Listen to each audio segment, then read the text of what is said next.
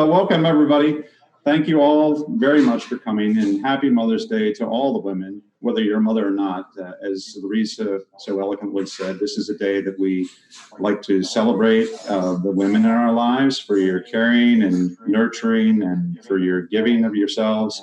And that includes food. So I'm delighted that we're able to share a meal together here today. So we're going to be making a raw vegan pad thai recipe. This is one of my favorites. This is a low-fat version of raw vegan pad thai. There are 3 steps to this recipe. First, we're going to make the noodles, and secondly, we're going to make the sauce, and then we're going to make the garnish. So let's get started and let's have some fun. Let me get my camera into place here. Okay, how does that look? All right, so we're going to start with the noodles. For making the noodles, you need a spiral vegetable slicer like this one. Now, this one is, there are many different companies out there that make them. This one's made by Paderno. And the way it works is you have a cover that you set aside, and this becomes the catch for the vegetables that come out. And this thing is really a bit of a transformer. So this slides out here, and then this comes off, and this flips up, and then we put this back in place. So this is goes like that, and then this thing, the handle cranks onto there, and this slides on like that. So this is really a very interesting design. There we go. Kind of like a, I don't know, it might be like a transformer. Feed me, feed me. Okay, so a spiral vegetable slicer is kind of like a vegetable lathe. And we're going to make our noodles out of zucchini today. You could use daikon radish. The spiral vegetable slicer can also be used for making other spiral vegetables. There's different blades to make different sizes of noodles. And so you trim the ends of your zucchini, and then you place the zucchini in, and you punch the center right there as closely as you can, and then you want to try to center the other end into the handle crank, and then just start turning.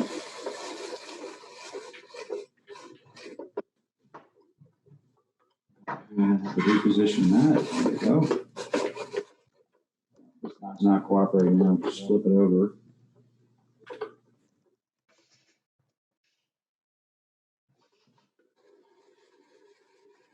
And zucchini happens to be an excellent source of minerals. And it's actually high in many different minerals, but particularly in potassium, which is very good for your muscle tissue. Potassium is used for a variety of different functions in the body.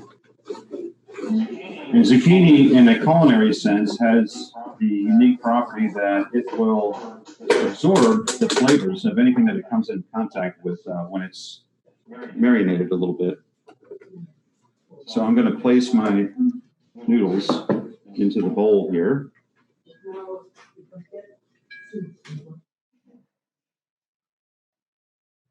And then I'm going to do 2 of them. You can save the ends. We're going to use that in the sauce.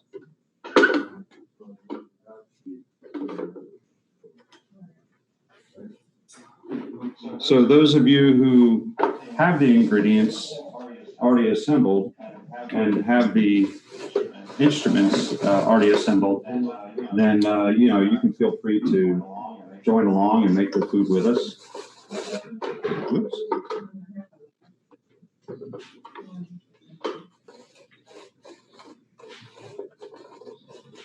Not sure why this thing doesn't want to cooperate. It was doing great earlier.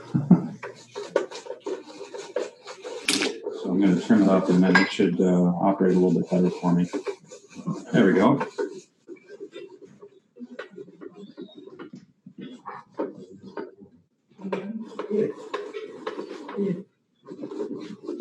Are you online? Mhm.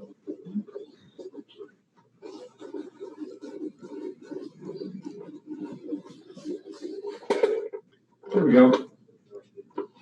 So it makes making zucchini noodles very quick and easy.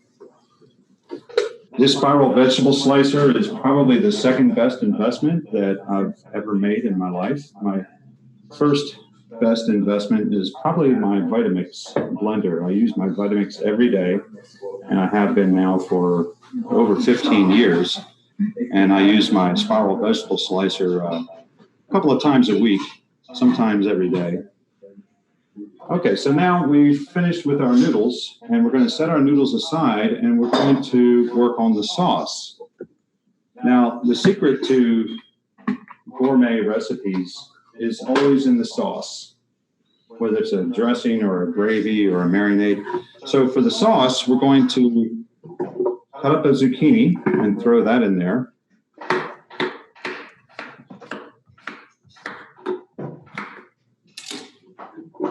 Like this, and then we're going to add the flesh of one mango. And mango has many nutrients, as all plant-based foods do. But it's particularly high in vitamins. Vitamin C, vitamin A. And there are many, many different types of mangoes out there, different varieties. We just see a very small fraction of maybe one or two varieties in the grocery store. But if you go to a place where Dr. Graham is in Costa Rica, you can get some really, really incredible mangoes. Even in South Florida, if you know where to go, you can get some really nice mangoes. But I'm grateful for being able to still get mangoes in January. Any time of the year, really. I'm going to turn off your volume. You're going to hear it through here. You know, Brian, South Florida is a world center for mangoes. Really? I did not know that. That is interesting. Two of the world's most famous mango cultivators live in South Florida and are responsible for almost 200 different varieties of the. That is so interesting. I can remember going to a place in Lake Worth, which is close to West Palm Beach, called the Mango Place, and they grow mangoes there. And they, if you know them, then you can stop by and pick some up, and you can get truly ripe and truly fresh mangoes there of some rare varieties that ripen so quickly that they really can't be commercially distributed, and they just probably my favorite food. Mangoes are.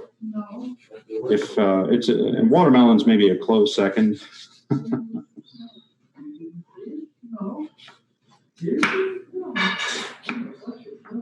I have a couple of 2 or 3 mango trees growing at my house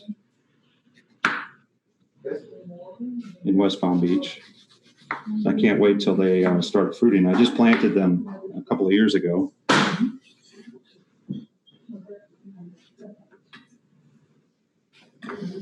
Okay, so that's the mango, and next we're going to put in. By the way, why did the tomato turn red? Because he saw the salad dressing.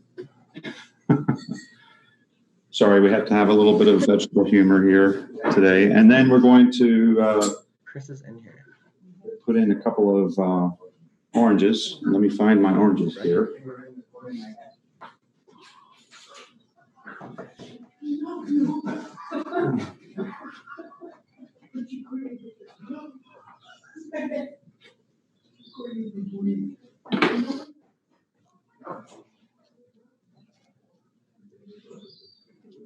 Well, yeah, hello, it was water. And then we're going to, next we're going to add some ginger and the juice of about a half a lime. And that's going to be our sauce. I'm using tangerines here today. Happen to have them. And for the ginger, we're going to just use a couple of small slices, not an overwhelming amount of ginger. And then for the lime juice, you can use a citrus juicer like this one.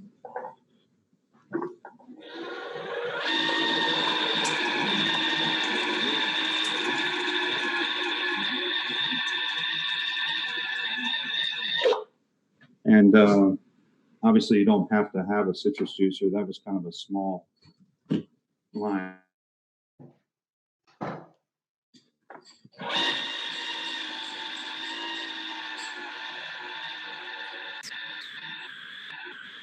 Basically, you want about a tablespoon of lime juice. So depending upon the size of your lime, you'll get about a little bit less than a tablespoon, maybe 2 teaspoons per half.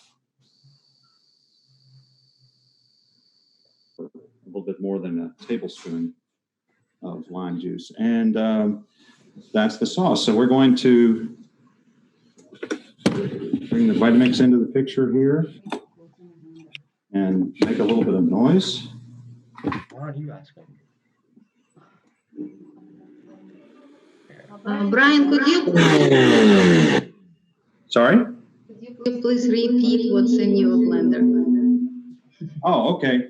So to review what's in the blender, we have 1 whole zucchini, and we have 1 whole mango that's been peeled, and then we have a half a tomato, 2 oranges that are peeled, and 1 tablespoon approximately of ginger, which would be like, and then we have half a lime juice, which is about a tablespoon of lime juice. And then we're going to blend. And let me grab the plunger. I'll be right back. Do you want plungers for the Vitamix? Do you have a plunger for the Vitamix? Okay. Ask me something. Okay. So I'm actually a guest, and we don't know where the plunger is, so we're going to have to improvise a little bit.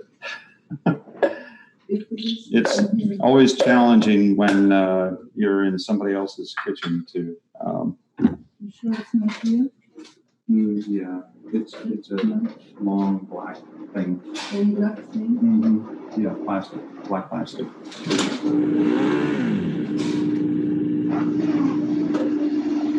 So, yeah, that's it. Oh, thank you. You found it. Okay. Oh, perfect. Okay. I don't want to be here because I can't.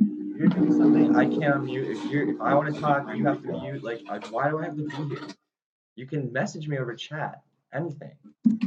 Well, this is actually calibrated. So the Vitamix plunger is calibrated so it has a rim on the handle end. And when you're using the top, then there's no way that the plunger can go too far down and strike the blades.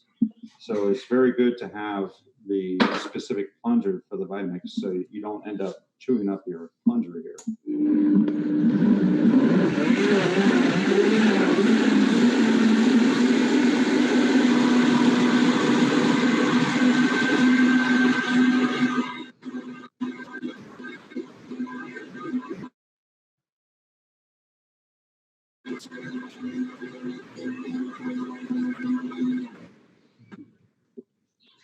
Okay.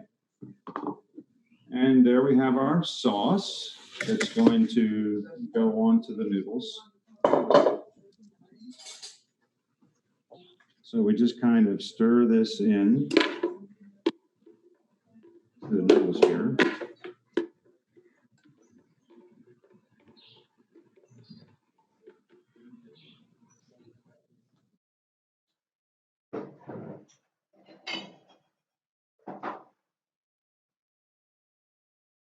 Your noodles a little bit. So they're not so long and stringy. They're a little bit more manageable when it comes time to eating them this way. Sometimes I don't bother chopping them because it's kind of fun, you know, when you're eating these long stringy noodles. So we're just gonna mix this in and let it marinate a little bit while we're preparing the garnish that's gonna go on top.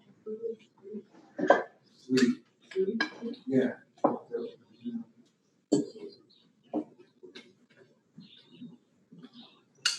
Okay. Now we're going to prepare the garnish. And so first we're going to use carrots, shredded carrots. And for shredding the carrots, you can actually use the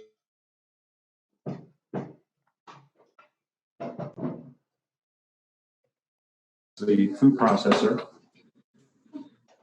So the food processor normally comes with an S blade like this. We're going to take that out and set it aside and use this one. This is the shredding blade.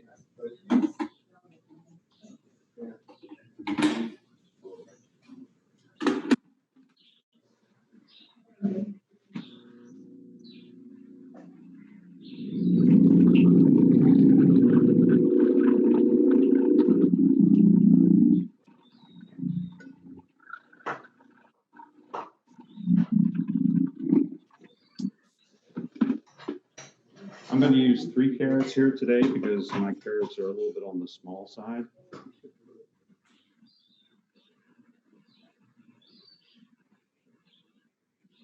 So the food processor with the shredding blade makes really quick work I can't. of Oh.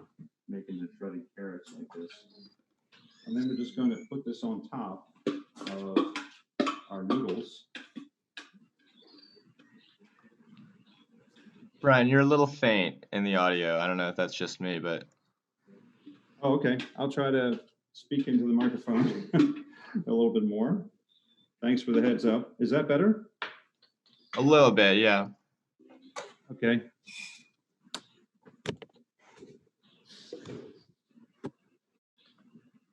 Okay, I'm not really going to mix this in. I'm just going to kind of spread out the carrots on top of the noodles like this. And then we're going to add some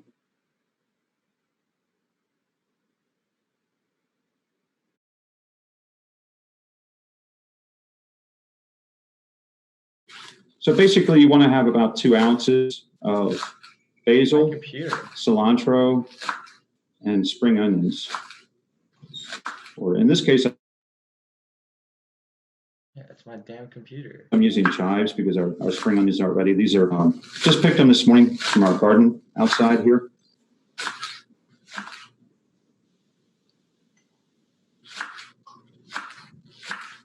So 2 ounces is going to, in this case, be about a little bit less than 1/4 of a cup.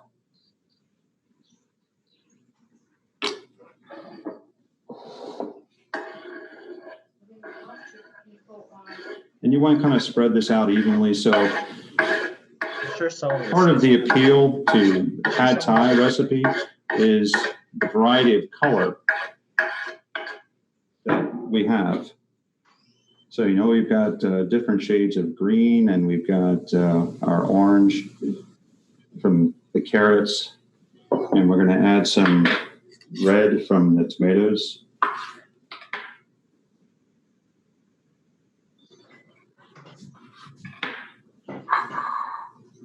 So what I'm doing here is I'm just going to cut these little grape tomatoes in half.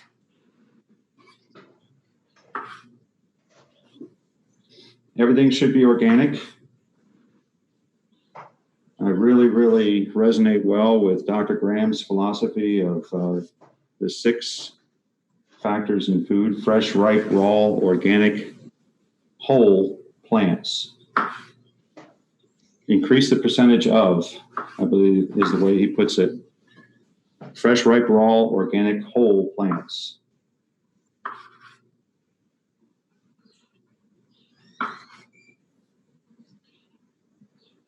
You're keeping up a great pattern, Brian. You're doing fine. Thank you, Dr. Graham.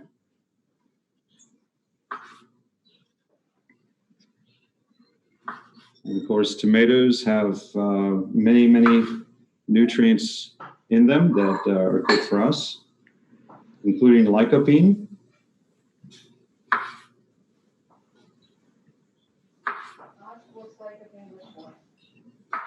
You can ask him.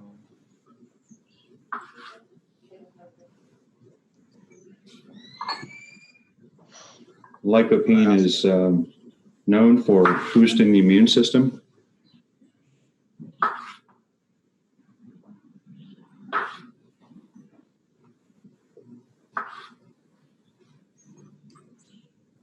It occurs to me in this challenging times, the best thing we can do for ourselves is to boost the immune system. And we can do that naturally with the foods that we have and with sensible exercise and good rest, clean air, pure water, and positive thinking.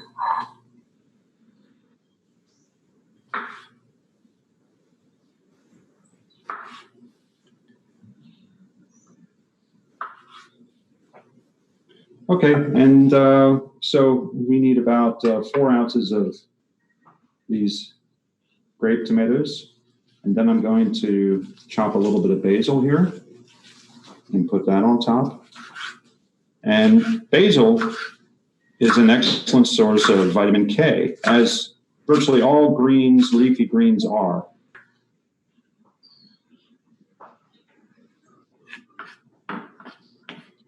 How's the audio, Daniel? Is it better? Your audio is fantastic. Okay, great. Let's add a little bit more here.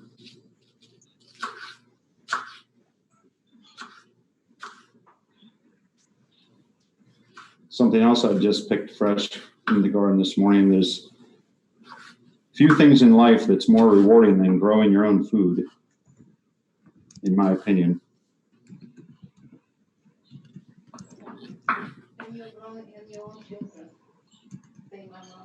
I'm not saying that. Okay. And then we're going to add some fresh cilantro. Again, about another 2 ounces of cilantro. I'm probably not going to use all of this.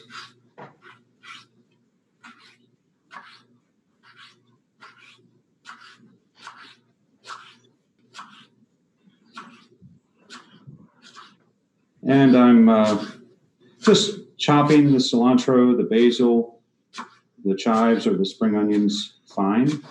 You don't really have to be minced.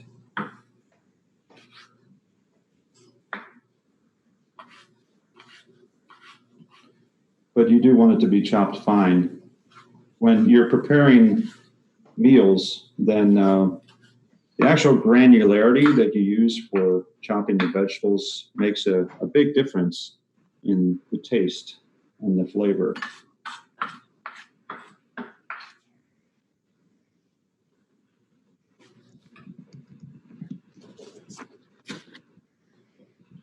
Okay, and then we're going to add to the garnish some tangerines.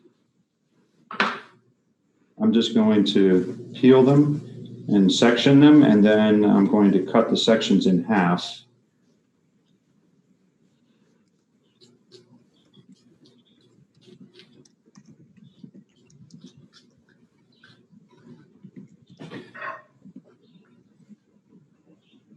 So, you notice that I kind of prepared this dish with the tomatoes around the perimeter, and then the carrots, and then the green in the middle to make it a little bit of an artistic thing. We eat with our eyes first. So oftentimes we're, on a day like today, Mother's Day, or any celebration, we're sharing food with others, friends and family. And we want to do what we can to try to attract them to this lifestyle. So making the food visually appealing, I think, goes a long way.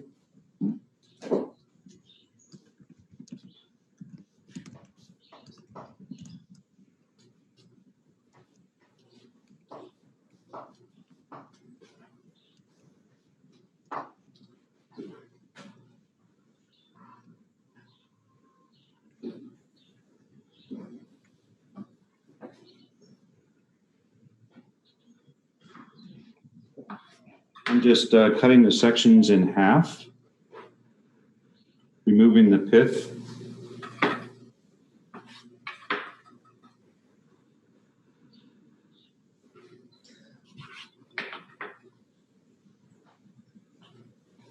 So, as I mentioned, this recipe is 3 parts. First, we make the noodles, and then we make the sauce, and then we make the garnish.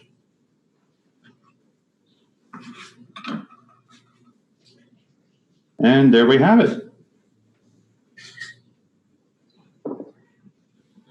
So this recipe takes about 20 minutes to make from start to finish. So it's not difficult, and I think we're ready to dive in and enjoy. So when you are serving this, you want to try to get all the way down to the bottom, and you want to get some of the noodles and the garnish all mixed in together, so everybody gets a equal portion of each one of these. You have to unmute it. So they're getting some carrots, and they're getting some tomatoes, and they're getting some of the herbs. It's looking really delicious, Brian. And if everyone, before you start eating, could you please take a picture for me? Yes, please take a picture and send it to let'seatraw.com under the contact page. There will be an email address. So shall we enjoy it together?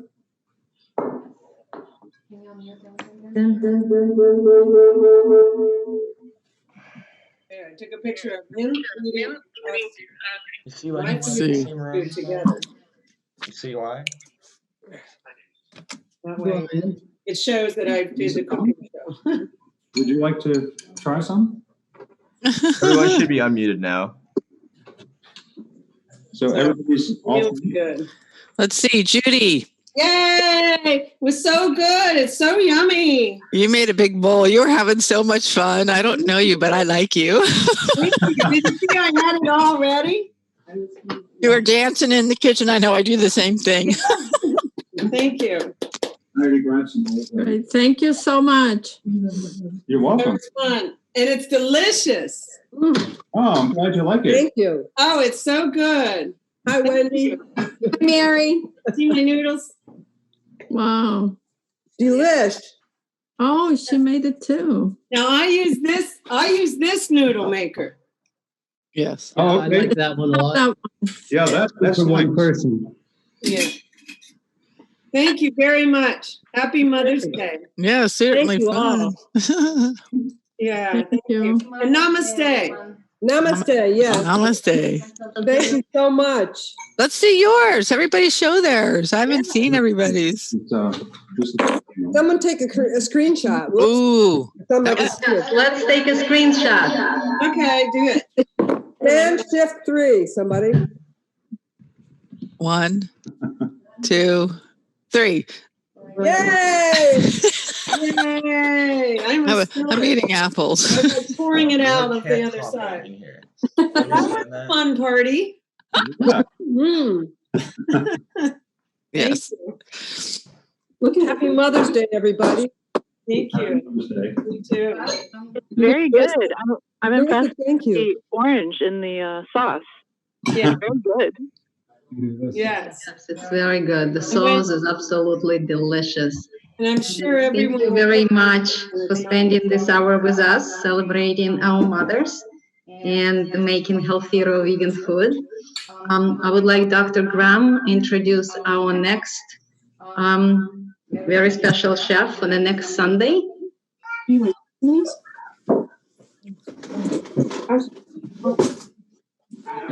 Super. Before I do, Okay, I'd I like think to I'll sign first off. of all thank Cannot hear you, Dr. Larissa Yes, you. for hosting this marvelous event. And you came up with the idea.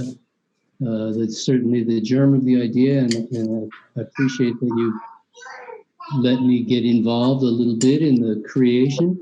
I think that it's going to just grow and grow and grow. Obviously, it's doing so quickly at the moment. I think it's going to continue. I certainly hope it does, because I think it's a great idea, and it brings a lot of people together and performs so many valuable functions. So thank you, Larissa, and I think everyone, perhaps we could raise a glass, as it were, to Larissa and say thank you. Thank you, Larissa. Larissa, Thanks, thank you, Martha. Larissa. Raise a bowl, I guess. That's right. You're welcome, everyone. It's my pleasure. I'm so happy to see all your beautiful faces and happy faces and smiles, and you're enjoying the food. And we'll work on our sound and performance even more. We have lots to of make it more sound. enjoyable for you. Sounded great. Also, I want to thank Brian, because I didn't, with some chefs, they get lost in the creation process and they forget that they need to also be explaining what they're doing, or keeping a pattern, as I say, going, so that Oh, people Shane, I see understand. you. You did a really good job of that. I didn't want to interrupt you in any way to ask you questions, even because you were in such a flow. But perhaps I could ask a question or two at this point, and it'll help the people who made food or want to make it again to have a better idea of why you did certain things. Sure, please do. Yeah, okay. So you mentioned removing the pith when you put your garnish on the top from the tangerines, which is a great idea, right? It makes them far more delectable. But you used whole oranges when you made the sauce, which makes it makes it a far more thick sauce than had you just used orange juice. And I take it, I'm just bringing this out because maybe not everybody understands that. I know a lot of people tell me, oh, they made orange juice. They took an orange and put it in the blender, and then they tried to drink it, and it was terrible. So, but there was a reason you did that, and it was intelligent to do it that way. So that's a very good point, Dr. Graham. Thank you for bringing that up. And that's exactly right. It's a visual effect versus the sauce is the reason for removing the pith, the garnish, or actually using the pith sauce. And then with basil, how particular are you about removing all the stems? Well, normally I'm pretty particular about removing the stems, because the stems aren't, they have a different kind of taste and texture than the leaves do. The leaves are sweeter, and the stems are a little bit more bitter. And obviously the stems have they're more granular than the leaves. The leaves are much more tender. The stems are a bit tougher. So it's a different chewing experience. So, in the culinary arts, it's a visual experience, it's a chewing experience, and it's a taste experience, and it's a smell experience as well. And so that's why fresh is always best. That's why I like to grow my own vegetables as much as possible. We're having a late spring here in Long Island in Southampton, so some of the stuff is just now coming up, but the cilantro and the basil and the spring onions and the chives are early, in the spring, so they're available.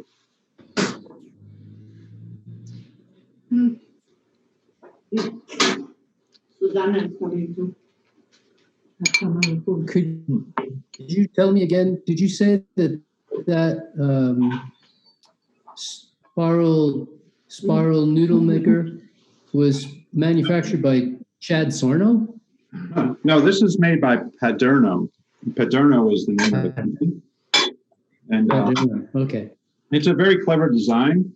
because it Mhm. kind of folds into a square. So, these spiral vegetable slicers are kind of an awkward shape, and they never really Yes. seem to fit into the cabinet well or into the pantry. But this one Right, does. and this one does. Yeah. Yeah. It makes noodles that long. Mhm. Do you ever just use a hand julienne slicer? Oh yeah, I do. I all the time, but they scare me a little bit because you just got to watch your fingers when you're using the julienne slicer. With the spiral vegetable slicer, a spiruli or a paderno like this, I think it's a bit safer because your fingers aren't coming anywhere near the blades.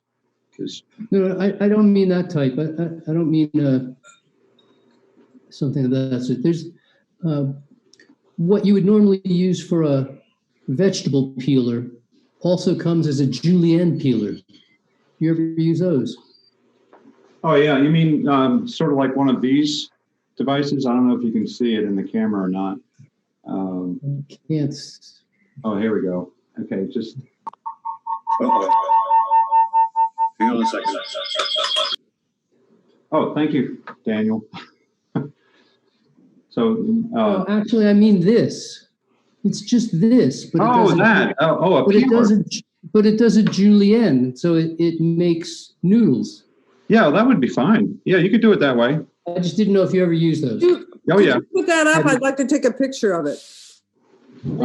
This one. Yeah, actually, I'd like to see that. No, I mean, Mr. Graham's. No, it's just a peeler. Okay. It's just a peeler, but there are different types of peelers. They come with 3 different blades, so you can end up with sort of what's called a crinkle cut, or a straight peel, or a julienne peel. And if it does a julienne peel, you end up with noodles while you're peeling. That's great. I like that. I like it a lot. For travel, I always use that, but I like the little hourglass one as well for just traveling around.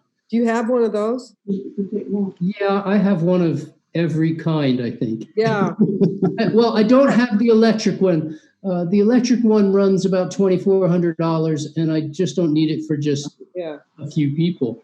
Right. But at my retreat center, we would use something like that, because we're making noodles for 30 people at a time. It gets a little tiresome. Right. Dr. Graham, when is your next retreat? Do you have anything on the schedule? Well, I think that's up to President Trump. I'd let him decide this time. No, okay. We're tentatively scheduled for the month of September in Sedro-Woolley, Washington. Okay. To run culinary skills, to run Health and Fitness Week, to run at least 1 or 2 other retreats, and then a program that I call my 811 skills program. We may run a short fast. I got to see what the people may be tired of the lockdown and fasting. I don't know. I don't think most people are fasting. They're gaining weight. We're hoping to be able to do a whole month, 4 to 5 weeks while we're out there. They need the fast, Dr. Graham. Yeah. They're sitting and complaining about their bodies getting larger. Ooh. I said it a polite way. Yeah. Let me see. Brian. That was great, Brian. Super. It was beautiful. It really looked beautiful. I'm eating apples, but yours looks yummy, yummy. Why, thank you. Thank you. Yes. It's gorgeous. Brian, you did one other thing that I thought was noteworthy. And you made mention of it, in fact, using what's called the pusher tool when you're using your Vitamix. I'm not going to ask you if you've ever made contact between your pusher tool and your Vitamix. While the top was off because you didn't think, or how many pusher tools have you done that with? Yeah. Yes, I've done that a few times. Okay, I'm not going to put you on the spot in that way, but yes. But we're here to learn, and so please emphasize that again, that when you use the pusher tool, folks, the Vitamix is a special kind of blender, and there are two specific kinds of blenders, and the Vitamix is one that is called a cavitation blender. And by creating cavitation, it essentially creates suction, pulling things into the blades. So although you might think that you can use that pusher tool to push things down while the top is off, I want to emphasize that Brian made it really clear. Put the top on and then use the pusher tool. Yeah. Because otherwise you end up wishing you had. Right. Good point, Dr. Graham. Thank you. Yeah, and I am guilty of shredding my share of pusher tools over the years. Exactly. We all are. We all are. We learn. Yeah. So, I mean, that's a big part of what we're here for. I guess the last thing is, you mentioned mango as one of your favorite foods. It is. When you put all the food in the food processor, well, we know the liquid's going to find its way to the bottom no matter when you add it. So it really doesn't matter whether you added it first or not, but the tomato went in as a big piece. You changed your mind on that idea before long, but why did the mangoes go in such little pieces? Was that just to demonstrate the hedgehog technique, or is that how you typically do it? No, it was more to demonstrate the hedgehog technique. You know, just the peeling of the mango. Sometimes, you know, I like to get every last little piece from around the pit, and you know, I'm not convinced that I have perfected the best method of peeling a mango. You know, to get the skin off. Mm-hmm. I'm open to any suggestions that anybody might have of a better way to peel mango. Well, there are many. There are many, and fortunately we have a South Florida chef here with us who's going to be giving a demo. I'm not sure of the date, but I know she's coming up soon. And I don't know, Shari, do you have anything you'd like to say about that? Yeah, mangoes are amazing. And if you're going to eat a lot of them, you shouldn't have a lot of clothing on. No, just kidding.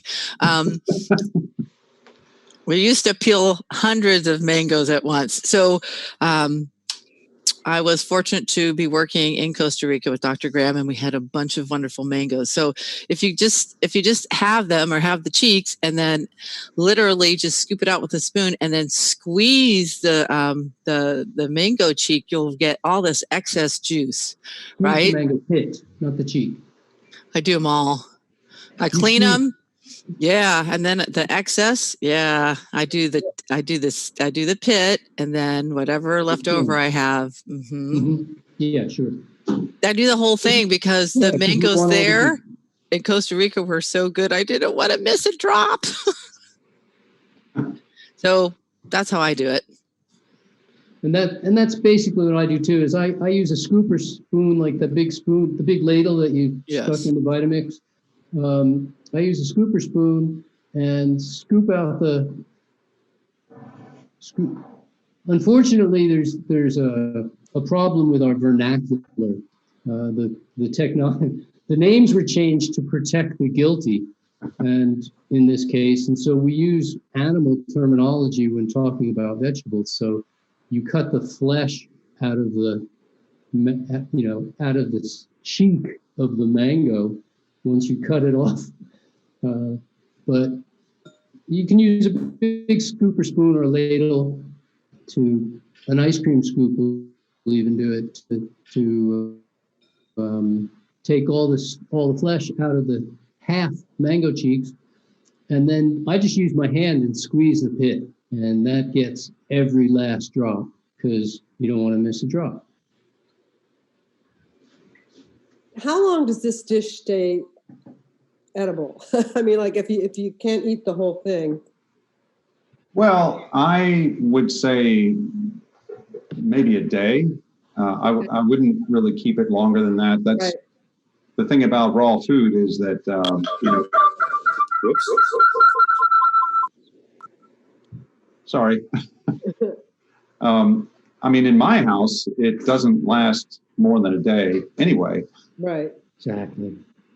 To be honest, when I first made my own personal transition from the standard American diet to the raw food diet, I learned about making gourmet raw food recipes because that's what I was familiar with. But over the years, I have transitioned to eating more simply when I'm by myself. Mm-hmm. And the only time that I make gourmet or fancy dishes like this is when I'm entertaining.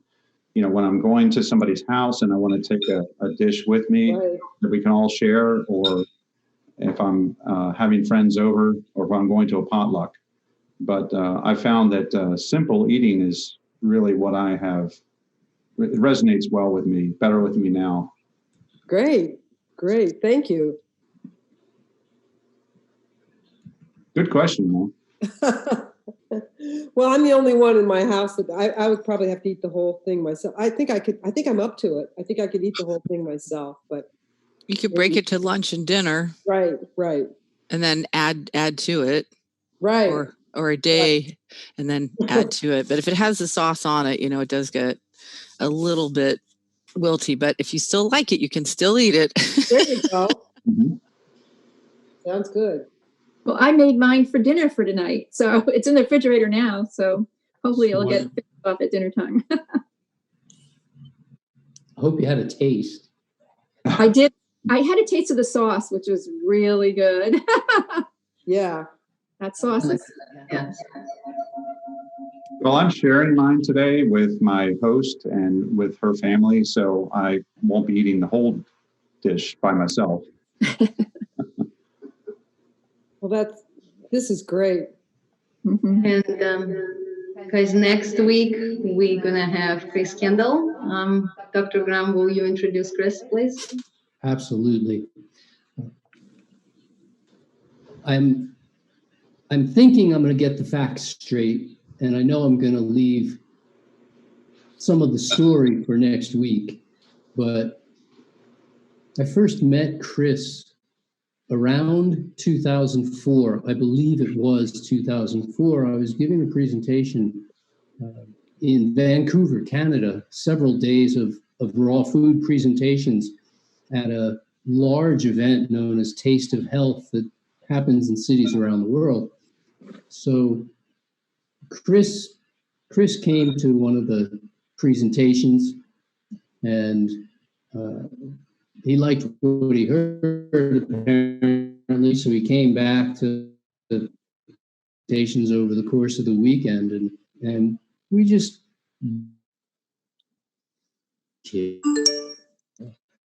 fortunately he's still an enthusiastic young kid. He's